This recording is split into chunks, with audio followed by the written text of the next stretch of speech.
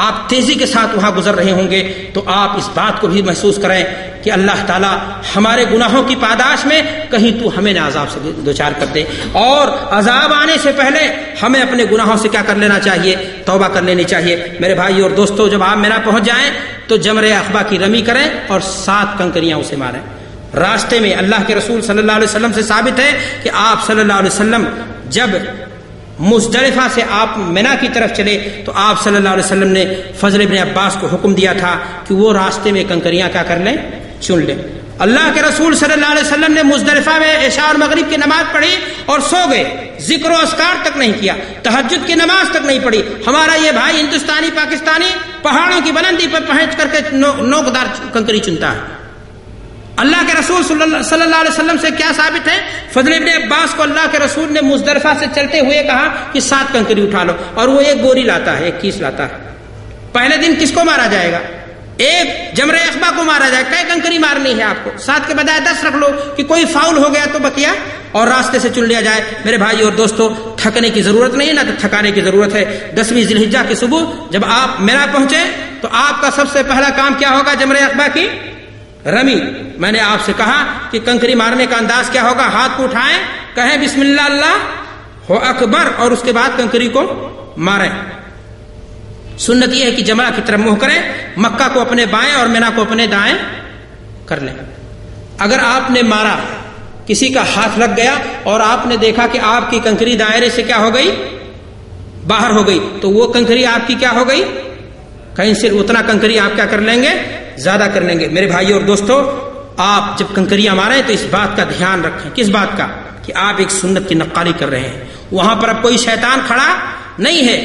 ہاں، آپ کے اندر اس احساس اور شعور کو ضرور بیدار ہونا چاہیے، یہ عزم پیدا ہونا چاہیے کہ الہا تو نے مجھے توفیق دی کہ ہم نے اس جگہ کی دیدار کیا، اس جگہ کی زیارت کی جس جگہ پر اللہ کے محبوب پیغمبروں کو، اسماعیل اور ابراہیم کو شیطان نے دھوکہ دینے کی کوشش کی تھی اور انہوں نے کنکری مار کر کے اس کو ناکام کر دیا تھا۔ مولا زندگی کے جس میدان میں، جس موقع پر شیطان لعین ہمیں دھوکہ دینے کی کوشش کرے گا، حرام کام سکھائے گا، غلط کاری کے ذریعہ روپے پیسہ کمانے کے طریقے سکھائے گا، اس کو کنکری مار کر کے ہم اس کو ناکام کر دیں گے۔ مرضی تیری چلے گی، شیطان کی مرضی ہم نہیں چلنے دیں گے۔ آپ کے اندر یہی شعور اور یہی احساس بیدار ہونا چاہیے، بقیہ اور کی ضرورت نہیں ہے۔ نہ تو آپ کو جوتا چلانے کی ضرورت ہے، نہ تو شیطان کو چپل سے مارنے کی ضرورت ہے۔ اپنے کانوں سے سنا، مار مار ڈٹ کے مار، مار ڈٹ کر کے مار۔ وہاں نہ میرے بھائیوں شیطان ہے، نہ یہ کیفیت ہے۔ البتہ یہ ہے اپنی جہالت کی بنیاد پر آپ اس سنت کی ادائیگی میں بھی شیطان کے برگلاوے میں چلے آ رہے ہو اور ایسے کچھ کام کر دیتے ہو۔ یاد رکھنا، اللہ کے رسول صلی اللہ علیہ وسلم نے فرمایا تھا، ایاکم الغلو فی الدین فانما هلك من كان قبلكم بالغلو فی الدین، کہ لوگوں غلو سے بچو، کام اتنے انداز میں کرو جو سنت سے ثابت ہے۔ رمی جوار کے بعد آپ قربانی کے لیے روانہ ہو جائیں۔ اگر آپ قارن اور متمتع ہیں تو آپ کے لیے قربانی کیا ہے؟ ضروری۔ قربانی یہاں دم کے طور پر ہے، وہ قربانی آپ عام سنت والی قربانی مت سمجھیں، اس لیے کہ آپ کے لیے کمپلسری چیز ہے اور ایسا کرنا پڑے گا۔ اگر آپ نہیں جا سکتے ہیں، آپ کو کوئی پریشانی ہے، تو آپ کسی کو وکیل بنا سکتے ہیں اور وہاں پر کیبن لگے ہوئے ہیں، وہاں سے رسید آپ خرید لیں، توکل علی اللہ، انشاءاللہ آپ کا کام ادا ہو جائے گا۔ میرے بھائی اور دوستو، یاد رہے کہ اگر تمتع یا قران کرنے والے حاجی کو قربانی کی طاقت نہ ہو، پیسہ گر جائے، پیسہ کٹ جائے، یا پہلے سے پیسہ اس کے پاس نہیں تھا، تو اسلام نے اس کو گنجائش دی ہے کہ وہ کیا کرے؟ حج میں 3 دن یوم عرفہ سے پہلے کیا کرے؟ صوم رکھ لے، اور اگر یوم عرفہ سے پہلے صوم نہ رکھ سکا تو ایام تشریق میں کیا کرے؟ رکھ لے۔ اور بقیہ 7 دن کا روزہ کب رکھے؟ جب اپنے گھر کو ہندوستان، پاکستان یا ہم اور آپ ہیں اپنے جگہوں پر سعودی عرب میں جہاں کام کر رہے ہیں لوٹ آئیں، وہاں پر 7 دن کا روزہ رکھ لیں۔ یعنی گویا کتنا ٹوٹل کتنا ہوا؟ 10 دن۔ قربانی سے فراغت کے بعد یا آپ نے کسی کو وکیل بنا لیا تو گویا آپ کیا ہو گئے؟ فارغ۔ تیسرا کام کیا ہے اب آپ کے لیے؟ سر مڈانا یا بال سر کے کٹوانا۔ بہتر کیا ہے؟ ہاں، اللہ کے رسول صلی اللہ علیہ وسلم نے 3 بار فرمایا، غفر اللہ المحلقین، غفر اللہ المحلقین، غفر اللہ المحلقین۔ جب صحابی نے پوچھا اللہ کے رسول جنہوں نے بال کٹایا، کہا ثم المقصرین یا رسول اللہ۔ اب تو دیکھنے میں یہ آتا ہے میرے بھائی کہ بال کو چھلوانے کی کون کہے، لوگوں نے فیشن بنا لیا ہے کہ قینچیوں سے چند بال کاٹ لیتے ہیں۔ اللہ اکبر، حسن خراب نہ ہو جائے۔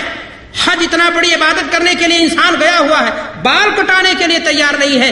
اللہ کے راستے میں اگر خون دینے کی ضرورت پیش ہوگی، مال کو خرچ کرنے کی ضرورت پیش ہوگی تو کیسے کرے گا؟ اپنے حسن کو ذرا خراب نہ ہو جائے، انسان اس کے لیے بال کٹانے کے لیے تیار نہیں ہے، بھلا بتاؤ وہ بقیہ کام کرنے کے لیے تیار کیسے ہوگا؟ میرے بھائیو اور دوستو، آپ سے ایک سوال ہے، گوشت پکائیں آپ، اگر ایک بوٹی اس سے کھائیں تو گوشت کھانے والا کہا جائے گا یا چکھنے والا؟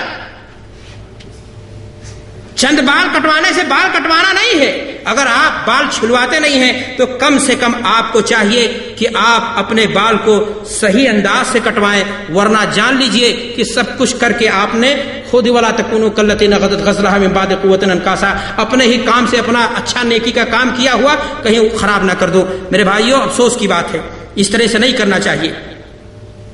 رمی، قربانی اور حلق سے فارغ ہونے کے بعد انسان کو چاہیے کہ مکہ کی جانب کیا کرے؟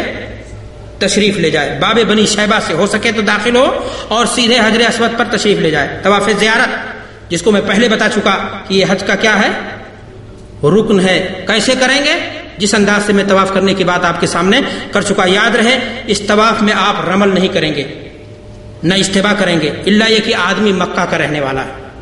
اگر آدمی مکہ کا رہنے والا ہے تو ایسی صورت میں طواف افاضہ میں بھی اس کے لیے رمل اور استبا مشروع ہے۔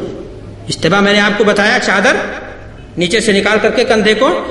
طواف افاضہ کو میں نے آپ سے پہلے بتا دیا کہ طواف زیارہ بھی کہتے ہیں اور یہ حج کا رکن ہے، اور اس کے بغیر حج انسان کا پورا نہیں ہوگا۔ طواف افاضہ کب کریں گے آپ؟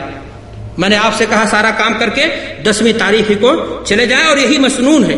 لیکن اگر کسی کو کوئی عذر ہے، کوئی معقول قسم کا، تو انسان مؤخر کر سکتا ہے، اس کو ایام تشریق میں سے کسی دن بھی کیا جا سکتا ہے۔ حاجی اگر متمتع ہے اور وہ طواف افاضہ کے بعد صفا و مروہ کی سعی کرے، اور پہلی سعی عمرہ کے لیے جو اس نے کی ہے وہ بھی، اور اس کے بعد بھی کرنی پڑے گی اس کو، اور اس کے بعد اس کا حج مکمل ہو جائے گا۔ اور اگر قارن یا مفرد ہے تو اس کے لیے ایک ہی سعی کیا ہو جائے گی، جو پہلے کیا ہے وہ کافی ہوگی۔ طواف افاضہ کر لینے کے بعد آپ 10ویں ذی الحجہ کی شام تک کہاں لوٹیں گے؟ پوری رات لوگ جو ہے کیا کرتے ہیں؟ مکہ میں مٹن گشتی کرتے ہیں، اور اس کے بعد آتے ہیں۔ میرے بھائی، مبیت منا میں رات گزارنا تشریق کے دنوں میں نے آپ سے کیا بتایا ہے؟ واجب ہے، اور انسان کو جان بوجھ کر کے اس میں سستی نہیں کرنی چاہیے، الا یہ کہ کوئی مجبوری ہو، اور انسان کو چاہیے کہ کنکریاں مارے روز ٹائم پر۔ اور اب جو کنکری مارے گا، پہلے دن مارا تھا سورج نکلنے کے بعد، اب 11 کو 12 کو 13 کو مارے گا کب؟ بولیے، سورج ڈھلنے کے بعد۔ اور آپ گئے ہیں نیکی کرنے کے لیے، جلد بازی کی ضرورت کیا ہے؟ جو لوگ کہتے ہیں بڑی بھیڑ ہوگی، ان کو دیکھنے میں آتا ہے کہ وہ صبح جب جاتے ہیں تو اس سے زیادہ بھیڑ ہوتی ہے۔ جب بھیڑ کا سامنا ہی ہے اور آپ کام کرنے گئے ہیں دین کا، عبادت کا، تو کوشش کیجئے کہ وہی طریقہ ہو جو جناب محمد رسول اللہ صلی اللہ علیہ وسلم کا طریقہ تھا، اور آپ کوشش کیجئے کہ آپ کے کسی عمل سے کسی دوسرے کو تکلیف نہ ہو۔ یاد رہے کہ اگر ایک انسان 12 تاریخ کا سورج مینا میں ڈوب گیا تو پھر ایسی صورت میں اس کو 13 تاریخ کو بھی رکنا ضروری ہے، اور اگر چاہتا ہے کہ وہاں سے واپس آ جائے تو 12 تاریخ کو کنکری مار کر کے سورج ڈوبنے سے پہلے وہ کیا کرے؟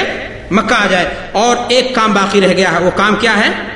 حج کو مکمل کرنے کے لیے طواف وداع، اور طواف وداع کر لینے کے بعد ایک انسان اگر اپنے ملک جانا چاہتا ہے ملک چلا جائے، اور اگر اپنے کام کی جگہ پر واپس جانا چاہتا ہے تو وہاں پر چلا جائے۔ میرے بھائیوں، اس سلسلے میں ایک بات بتانا چاہتا ہوں، اور وہ بات یہ ہے کہ حیض اور نفاس والی عورتوں پر طواف وداع واجب نہیں ہے۔ اللہ تبارک و تعالیٰ نے اس معاملے میں بھی عورتوں کو خصوصی اختیار دیا ہے، اور اب حج مکمل ہو گیا آپ کا۔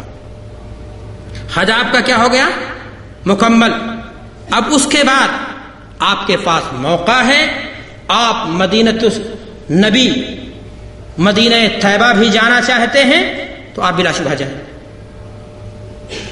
آپ مسجد نبوی کی زیارت کرنا چاہتے ہیں، آپ بلا شبہ جائیں۔ اللہ کے رسول جناب محمد رسول اللہ صلی اللہ علیہ وسلم نے حدیث کے اندر ارشاد فرمایا ہے، لا تشد الرحال الا الى 3 مساجد، 3 مسجدوں کی طرف زیارت کی نیت کر کے جانا جائز ہے، اور اسی میں سے مسجد نبوی بھی شامل ہے۔ اللہ کے رسول نے یہ بھی فرمایا ہے کہ اس مسجد میں نماز 1000 سے زیادہ،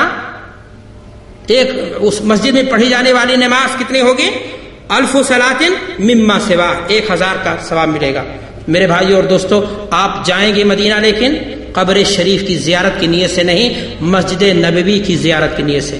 اب وہاں جب آپ نے حاضری دی تو بلا شبہ آپ اللہ کے رسول جناب محمد الرسول اللہ صلی اللہ علیہ وسلم کی قبر شریف پر بھی حاضری دیں گے، لیکن ادب کا تقاضا وہی ہوگا جو اللہ کے رسول صلی اللہ علیہ وسلم کے صحابہ کا تھا کہ آپ جب اللہ کے رسول صلی اللہ علیہ وسلم کی قبر شریف پر جائیں گے تو الصلاۃ والسلام علیک یا ایھا النبی، آپ کی گردن جھکی ہو، آپ کی آواز پست ہو، ادب و احترام دل میں ہو، لیکن حاشا وکلا آپ نے اگر کوئی فریاد لگائی، اللہ کے رسول صلی اللہ علیہ وسلم سے قسمت کے بنانے اور بگاڑنے کا سوال کیا، وہاں کے پتھروں کو، وہاں کے جھروکوں کو آپ نے چمٹنے کی یا اس طرح سے کوئی غلط کام کرنے کی کوشش کی، تو یاد رکھنا کہ یہی وہ مدینہ ہے جس مدینہ نے شرک کی گندگی کو دور کیا ہے، اور اسی مدینۃ الرسول میں آپ پہنچنے کے بعد بدعات و خرافات اور شرک کے گناہ میں آپ دلدل ہونا چاہتے ہو۔ میرے بھائیو اور دوستو، اگر آپ کو وہاں کوئی فریاد کرنی ہے، کوئی دعا کرنی ہے، تو قبلہ کی طرف متوجہ ہو کر کے کریں گے، قبر شریف کی طرف متوجہ ہو کر کے آپ کے لیے کوئی اس طرح کی دعا کرنا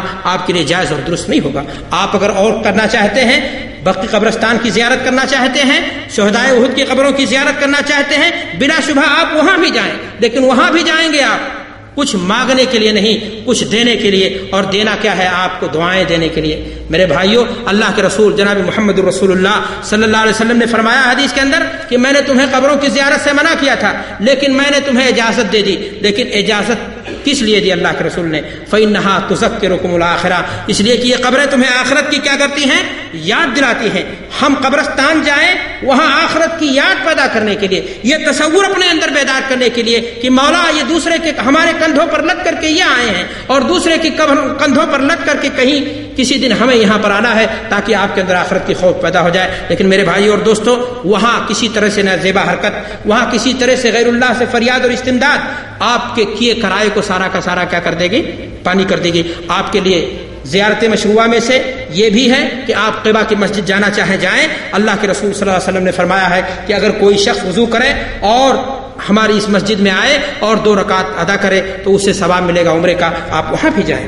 لیکن اس کے علاوہ سبا مساجد اور ادھر اور ادھر، اس کنواں اور اس کنواں، یہاں کی خاک اور وہاں کی مٹی، اور نہ معلوم کن کن جگہوں میں آدمی اپنے آپ کو پریشان کرے اور مسجد نبوی کی نماز سے محروم ہو جائے، بلا شبہ یہ ہر اعتبار سے آپ کے لیے محرومی ہوگی۔ اور آپ کو میں پھر کہنا چاہوں گا